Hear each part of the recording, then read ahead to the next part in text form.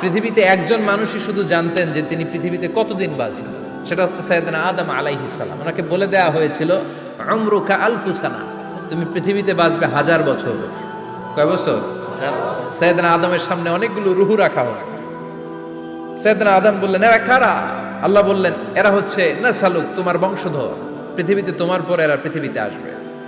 সাইয়েদনা আদম বললেন, আল্লাহ ওই যে একটা রুহু দেখা যায়, এটার নাম কি? আল্লাহ বললেন, হাদা ইবনুকা দাউদ, এটা তোমার ছেলে দাউদ, সে দুনিয়াতে নবী হয়ে আসবে, তার ছেলে সুলাইমান নবী হয়ে আসবে।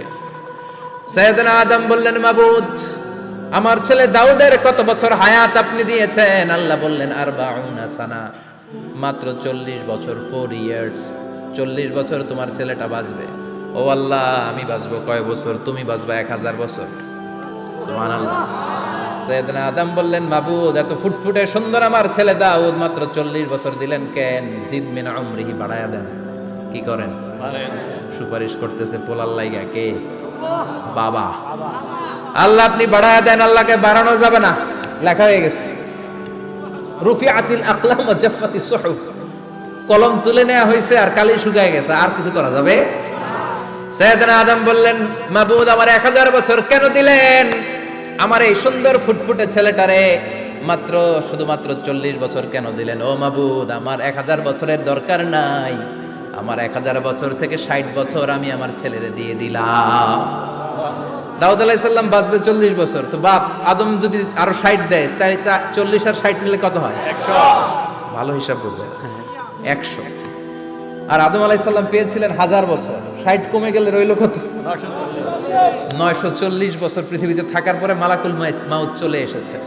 কারণ এটা on time, the death will come on time, it never late, কখনো দেরি হয় না। আল্লাহ বললেন, লিকুল্লি উম্মাতিন আজালুন ফাইদা জাআ আজালুহুম লা ইস্তাখিরুনা সাআতান ওয়া লা ইস্তাকদিমুন। মৃত্যুর একটা নির্ধারিত সময় আমি বেঁধে দিয়েছি, অন টাইম, অন টাইমেই চলে আসে, 1 সেকেন্ড আগেও আসবে না, 1 সেকেন্ড পরেও আসবে না। 940 বছর বয়সে মালাকুল মাউত এসে হাজির, এসে বলল, জিইতু আন আকবাদা রূহাক, রূহ কবজ করতে আসছি। আদম আলাইহিস সালাম বললেন, রূহ কবজ করতে আসছো মানে? আমি বাঁচবো তো 1000 বছর। কয় বছর? মালাকুল মাউত বললেন, না না, ওই যে আগের কথা স্মরণ করেন, আপনি 60 বছর দিয়া দিছিলেন। কয় না, আমি দেই নাই, আমি আরো বাঁচুম, আরো 60 বছর পাওনা আছি, আমি দেই নাই। মালাকুল মাউত বললেন, আপনি দিয়েছেন। আদম বলে, দেই নাই। মালাকুল মাউত বলে, আল্লাহ ঘটনা দেখেন, দিয়া কয় দেই নাই। আল্লাহ কয়, থাক, কথা কইস না, আয়া পড়। সুবহানাল্লাহ পড়। নাসিয়া আদম ফানাসিয়া বানু, ভুলে গেছেন। আমরা ভুলে যাই, আমরা খেয়ে বলছি খাই নাই, নিছিলাম পকেটে, কয় নেই নাই। এরকম ডাকাইত আছে না নাই? আছে। নাসিয়া আদম ফানাসিয়া বানু, বিশ্বনবী বললেন, আদম ভুলেছে তো তার সন্তানরাও ভুলে যায়। জাহাদা আদম ফাজাহাদা যুররিয়াতু, আদম অস্বীকার করেছে, তার সন্তানরাও অস্বীকার করে। সেদিন থেকে আল কিতাব ওয়া শুহুদ, মানে লিখে রাখার সিস্টেম আর সাক্ষীর সিস্টেম চালু হয়েছে। সুবহানাল্লাহ পড়েন। সুবহানাল্লাহ। 940 বছর বয়সে মালাকুল মাউত এসে আদম আলাইহিস সালামের রূহ নিতে পারে নাই। উনি 1000 বছর যখন হয়েছে তখন এসে সাইয়েদনা আদম আলাইহিস সালামের রূহ কবজ করেছে।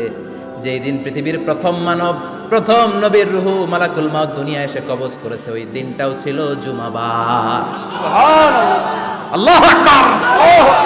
আবার বিশ্বনবী বললেন, লা তাকুমুস সাআহ ইল্লা ফি ইয়াউমিল জুমআহ ইযা যুলজিলাতিল আরদু জিলজালাহা ওয়া আখরাজাতিল আরদু আসকালাহা ইযা রুজ্জাতিল আরদু রাজ্জান ওয়া বুসাতিল জিবালু বাসসা।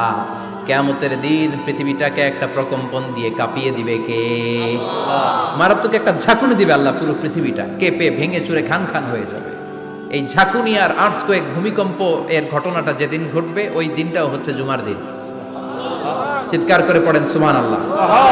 সাধারণ দিন নয়, ফিহি খালাকাল্লাহু আদম। কালকের এই দিনটায়, এই জুমার দিনে আল্লাহ তাআলা সাইয়েদনা আদম আলাইহিস সালামকে তৈরি করেছেন। সুবহানাল্লাহ। বিশ্বনবী বলেন, লাম্মা খালাকাল্লাহু আদম ওয়া কানা তুলুহু 60 যিরাআন। আল্লাহ তাআলা যখন আদম আলাইহিস সালামকে তৈরি করলেন, 60 হাত লম্বা করে তৈরি করলেন। আর আমরাও যারা জান্নাতে ঢুকবো আমাদের আকৃতি থাকবে 60 হাত লম্বা। মজা করে সুবহানাল্লাহ পড়তে পারলেন না? আল্লাহ সাইয়েদনা আদমকে তৈরি করলেন এই জুমার দিনে। আবার সাইয়েদনা আদম আলাইহিস সালামকে পৃথিবীর বুকে তিনি পাঠিয়ে দিয়েছিলেন এই জুমার দিনে। সুবহানাল্লাহ। কুল নাহবিতু মিনহা জামিআ, ও Adam, go down with your wife, তোমার স্ত্রী হাওয়াকে নিয়ে পৃথিবীতে নাও। সাইয়েদনা আদম আলাইহিস সালামকে আল্লাহ তাআলা পাঠিয়েছিলেন শ্রীলঙ্কার একটা পাহাড়ে, অ্যাডামস পিক। ওখানে ঐতিহাসিকভাবে প্রমাণিত, এটা হাদিসে নেই, কুতুবুত তারিখে এসেছে। শ্রীলঙ্কা একটা পাহাড় আছে, কলম্বো থেকে অনেক দূর। ওই পাহাড়ের চূড়ায় সাইয়েদনা আদম আলাইহিস সালামের ফুটপ্রিন্ট আছে। ফুটপ্রিন্ট মানে পায়ের ছাপ। সুবহানাল্লাহ পড়ো। সুবহানাল্লাহ। এটারে বলে ফিঙ্গারপ্রিন্ট। এটারে কি বলে? পায়ের গুলারে একজনের আঙ্গুলের ছাপের সাথে একজনের আঙ্গুলের ছাপের মিল নাই। শুধু তাই না, আমার এই আঙ্গুলের সাথে এই আঙ্গুলের ছাপের কোনো মিল নাই। আয়াহসাবুল ইনসানু আল্লান নাজমা ইযামা বালা কাদিরিনা আলা আন নুসাউবিয়া বানানা। আল্লাহ বলেন, গোলাম তুমি মনে করেছো তোমার হাড্ডি গুড্ডি পচে যাবে, তোমাকে আমি একত্রিত করে আবার বানাতে পারবো না? বানানো তো অনেক দূরের কথা, আমি তো তোমার আঙ্গুলের ছাপগুলো সংরক্ষণ করে রেখেছি। চিল্লায় পড়েন আল্লাহু আকবার। 1880 সালে স্যার ফ্রান্সিস গাল্টন নামে একজন বিজ্ঞানী, তিনি আবিষ্কার করেছেন যে আমাদের আঙ্গুলের ছাপগুলো আলাদা, ফিঙ্গারপ্রিন্ট আলাদা। এই 10টা আঙ্গুলের একটার সাথে আরেকটার কোনো মিল নাই। এই পৃথিবীতে যদি 600 কোটি মানুষ হয় তাহলে 6000 কোটি আঙ্গুল, একটা আঙ্গুলের সাথে আরেকটা আঙ্গুলের ছাপের মিল আছে? যারা সিগনেচার দিতে পারে না এরা কি দেয়? টিপসই দেয়। সুবহানাল্লাহ। সুবহানাল্লাহ। কি ম্যাজিক আল্লাহ আঙ্গুলে রেখে দিয়েছে, একটা আঙ্গুলের ছাপের সাথে আরেকটা আঙ্গুলের ছাপের মিল নাই। এখন এই বায়োমেট্রিক অথেন্টিকেশনের জন্য অনেক জায়গায় দিতে হয়। ইমিগ্রেশন পাস করবেন, গিভ ইউর ফিঙ্গারপ্রিন্ট। ভিসা করবেন, Schengen visa, European visa, provide your fingerprint first. Canadian এম্বাসিতে গিয়েছিলাম, সব আঙ্গুলের আলাদা আলাদা ফিঙ্গারপ্রিন্ট রেখেছে। এখন এটা অথেন্টিকেশনের জন্য সিকিউরিটি পারপাস খুব গুরুত্বপূর্ণ। কিন্তু 1500 বছর আগে, 1880 মানে কি 200 বছর তো না, 200 বছর আগে বিজ্ঞানীরা আবিষ্কার করলো। 1500 বছর আগে সূরাতুল কিয়ামার ভিতরে ফিঙ্গারপ্রিন্টের কথা বলেছে কে? আল্লাহ। আর পায়েরটারে বলে ফুটপ্রিন্ট। এটা প্রাণীদের ক্ষেত্রে প্রযোজ্য, কারণ প্রাণীদের আঙ্গুল নাই, আছে? ওদের আছে পা। বাঘের কয় পা? কথা কয় না? 4 পা। বাঘের হাত কয়টা? হাত নাই, ওদের পা। ফলে ওদের ফুটপ্রিন্ট লাগে। সুন্দরবনে কয়টা বাঘ আছে এটার একটা হিসাব আছে। কি করে বলে, কেমন করে হিসাব করে? বাঘের কাছে যে গুনে, চেহারা তো একরকম, একটারে 3 বার গুনবে। কথা কন, কিভাবে গনে তাহলে? বাঘশুমারি হয় কিভাবে? ফুটপ্রিন্ট, পায়ের ছাপ। একটা বাঘের পায়ের ছাপের সাথে আরেকটা বাঘের পায়ের ছাপের কোনো মিল নাই। আবার কাবা ঘরের পাশে একটা ছোট্ট জায়গা আছে, এই জায়গার মধ্যে রব্বুল আলামিন সব নবীদের পিতা সাইয়েদনা ইব্রাহিম আলাইহিস সালামের ফুটপ্রিন্ট রেখে দিয়েছেন। ওয়াত্তাখিযু মিম মাকামি ইব্রাহিম মুসাল্লা, সাইয়েদনা ইব্রাহিমের দাঁড়ানোর জায়গায় তোমরা নামাজের জায়গা করে নাও। আল্লাহু আকবার। সাইয়েদনা ইব্রাহিম আলাইহিস সালামের পায়ের ছাপ আছে কিন্তু মাকাম ইব্রাহিম। আর সাইয়েদনা আদম আলাইহিস সালামের পায়ের ছাপ আছে অ্যাডামস পিকে, শ্রীলঙ্কার ওই পাহাড়ে। তো যেদিন আদম আলাইহিস সালামকে আল্লাহ ওখানে পাঠিয়ে দিয়েছিলেন, ওই দিনটা ছিল জুমার দিন। সুবহানাল্লাহ নাই? সুবহানাল্লাহ। সুবহানাল্লাহ বাড়িতে যায় বলেন, সুবহানাল্লাহ। চিল্লায় পড়েন আল্লাহু আকবার। এরপরে সাইয়েদনা আদমকে পাঠানো হলো শ্রীলঙ্কায়, সাইয়্যিদাতুনা হাওয়া আলাইহিস সালামকে পাঠিয়ে দেয়া হলো সৌদি আরবের জেদ্দা শহরে। আরবিতে জেদ্দা বা জাদ্দা মানে দাদি। জেদ্দাতুন বা জাদ্দাতুন মানে কি? দাদি। হাওয়া আলাইহিস সালাম আমাদের সবার দাদি, ঠিক কিনা? ওনার নামে এই শহরের নাম। বছরের পর বছর সাইয়েদনা আদম আলাইহিস সালাম এবং হাওয়া আলাইহিস সালাম আল্লাহর কাছে ক্ষমা চাইলেন, আল্লাহ ভুল করে নিষিদ্ধ গাছের ফল খেয়েছি, তুমি মাফ করে দাও।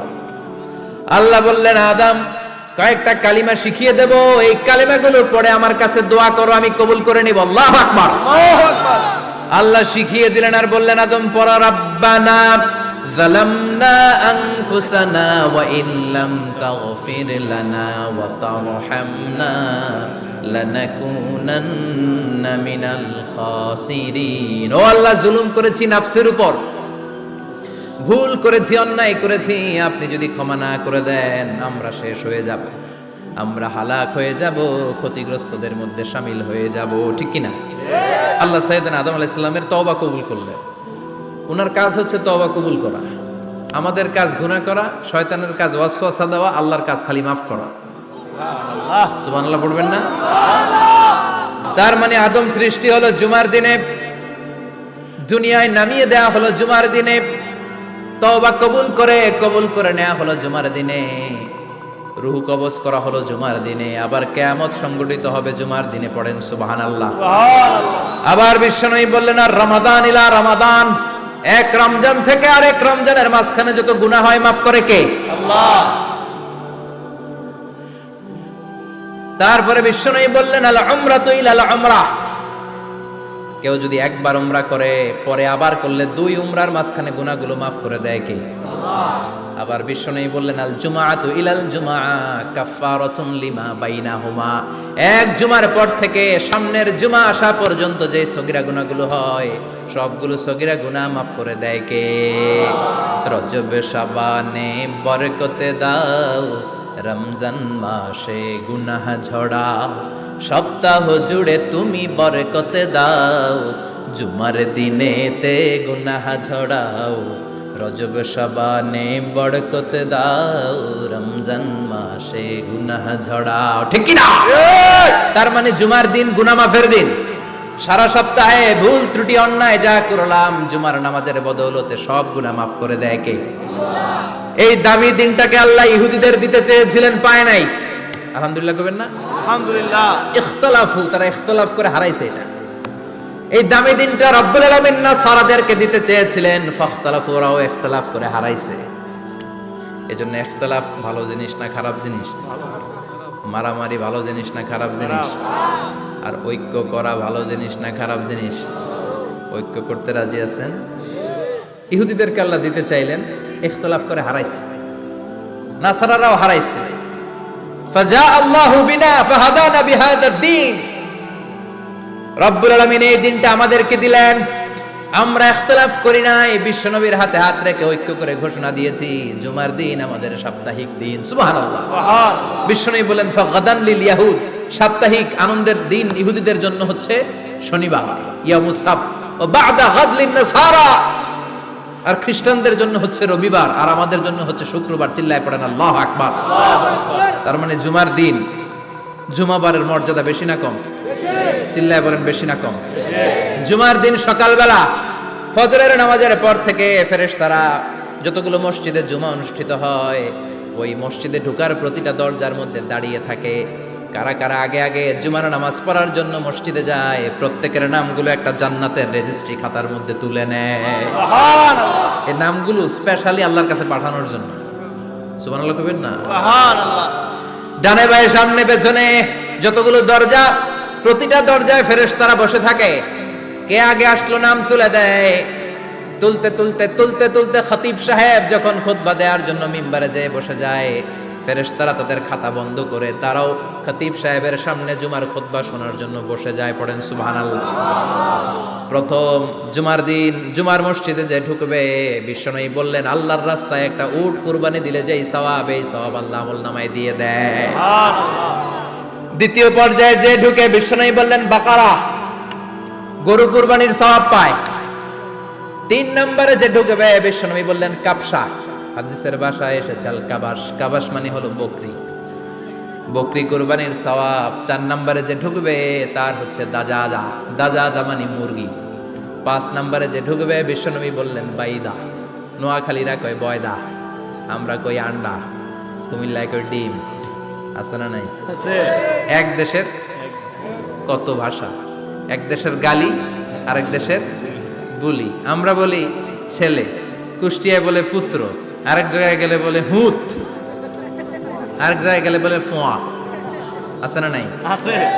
এক এলাকায় বলে বেটা ছেলে, ছেলেদেরকে বেটা ছেলে, মরদ হওয়া, মরদ হওয়া হদ্দে না, মরদ হওয়া হদ্দে। আহা, কি ভাষার বৈশিষ্ট্য। তো যেটারে আমরা বলি ডিম, কোথাও বলে আন্ডা, কোথাও বলে বয়দা। তো এই বয়দা আল্লাহর রাস্তায় দান করে দিলে যেই সওয়াব, পঞ্চম ব্যক্তি ওই সওয়াব পাবে। এই 5 জনের পরে আর লেখালেখি নাই, বাকিদেরটা নরমাল এন্ট্রি করে সব ফেরেশতারা খুতবা শোনার জন্য বসে যায়। সুবহানাল্লাহ। সুবহানাল্লাহ। তো জুমার দিনে আগে আগে যাবেন তো ইনশাআল্লাহ। সবাই?